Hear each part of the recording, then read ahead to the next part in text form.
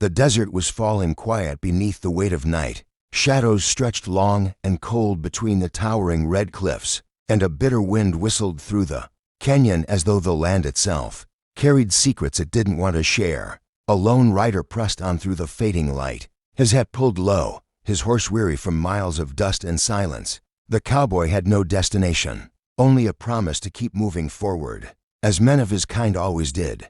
He had fought storms, outlaws, and hunger, but nothing tested him more than the creeping chill of the desert when the sun bled away. He tugged his coat tighter, eyes sharp on the trail, when he caught sight of something unusual. At first, he thought it was just another patch of brush bent low against the rocks. It was a girl, no older than 16 or 17, her dark hair tangled with dust, her thin shoulders shaking against the cold, leaving her curled up in silence, shivering violently. The cowboy dismounted slowly, cautious. In these parts, mistakes could cost a man his life. He recognized her clothing Apache. She wasn't lost.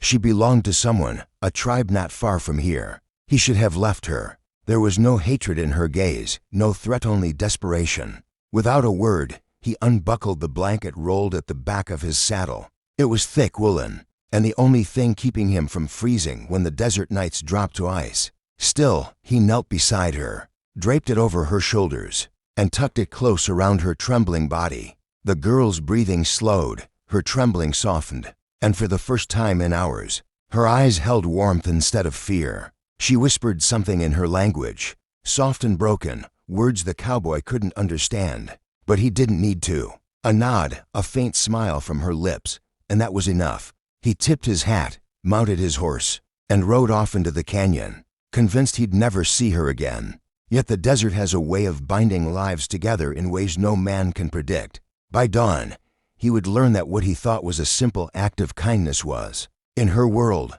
something far greater.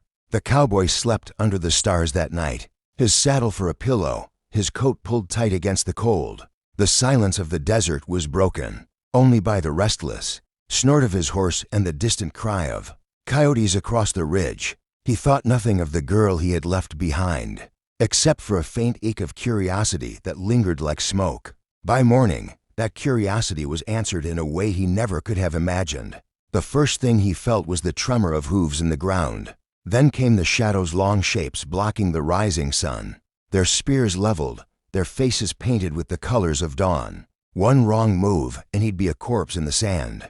Slowly, he rose to his feet, squinting into their stern gazes.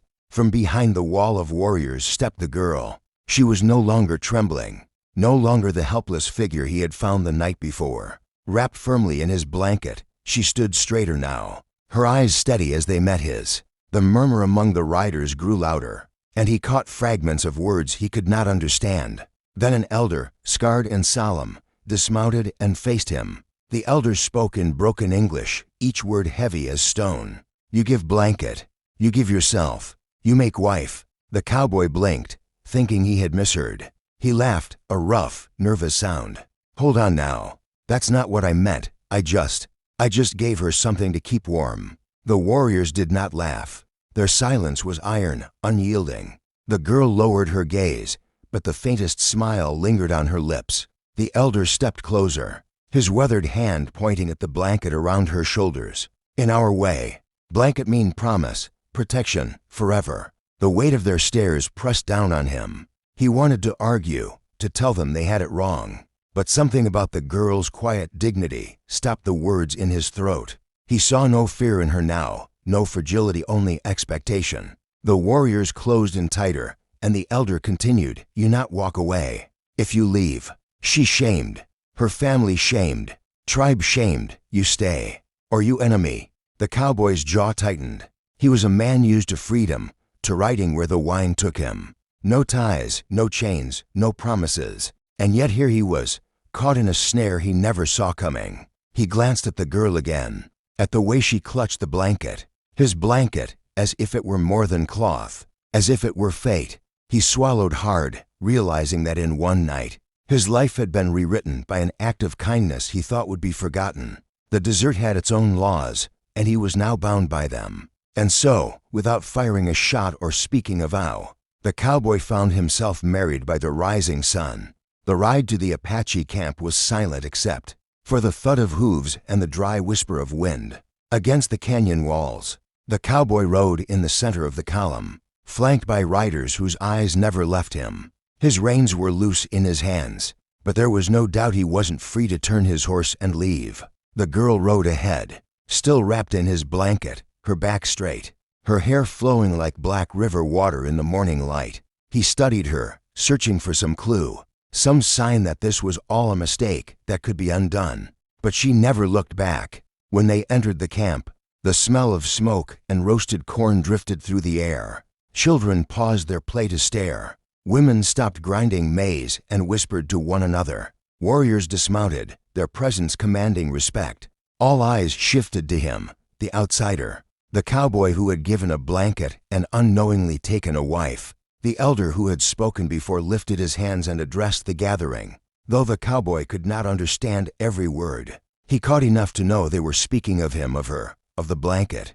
Laughter rippled through some of the women, not mocking, but filled with a kind of joy. The children pointed at him as though watching a story come to life. He shifted uncomfortably in his saddle, heat creeping under his collar despite the cool air. He wanted to speak, to set the record straight, but he knew words would not change the meaning this people had placed on his gesture.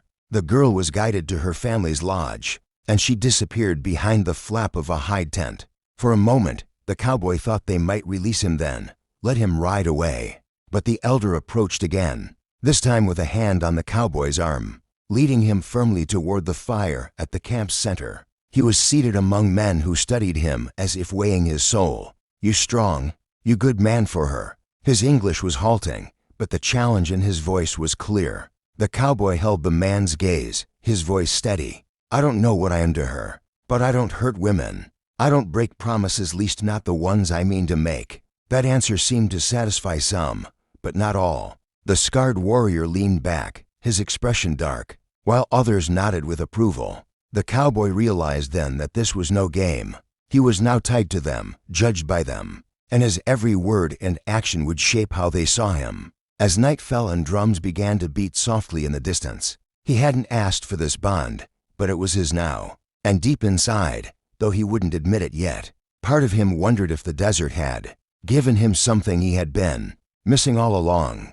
The cowboy sat by the fire long after most of the camp had quieted. Shadows danced on the hide walls of the tipis, flickering with each snap of burning wood. He had always been a drifter, a man with no ties to any place or person, and yet tonight he sat among strangers who already called him family. The air was thick with the smell of smoke and pine, the rhythm of distant drums pulsing like a heartbeat beneath the earth. He couldn't shake the feeling that the desert itself was watching him, waiting to see what choice he would make. He considered slipping away. His horse was tethered nearby, strong enough to carry him across the night if he pushed hard. Yet every time his eyes strayed to the girl's lodge, a weight pressed against his chest. She hadn't spoken a word to him since they entered camp. Still, he couldn't forget how she had looked at him when he gave her the blanket, like someone seeing light after endless cold. If he abandoned her now, would she be the one to pay the price? The elder returned, lowering himself beside the fire, with the ease of a man who carried both age and authority. His face was carved by years of sun and hardship, but his eyes glowed steady and sharp. He studied the cowboy for a long moment before speaking. "You think to leave," he said quietly, as though he could read the thoughts straight from his mind. "But if you go, her life break, her spirit break. Our people say a man is not words. A man is what he does. You gave her blanket.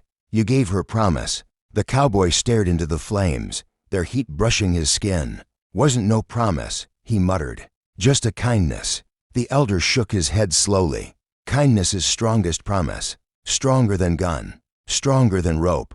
Kindness binds hearts." The words struck deeper than the cowboy cared to admit. He had never been bound to anyone or anything. And here, in one single night, his life had been tied by a thread he hadn't even known he was spinning. Later, when the camp grew silent, a woman brought him food, a bowl of venison stew, thick with herbs. He ate slowly, feeling the eyes of the tribe on him even in the dark. The girl never appeared, though he thought he heard her soft voice behind the height of her family's lodge.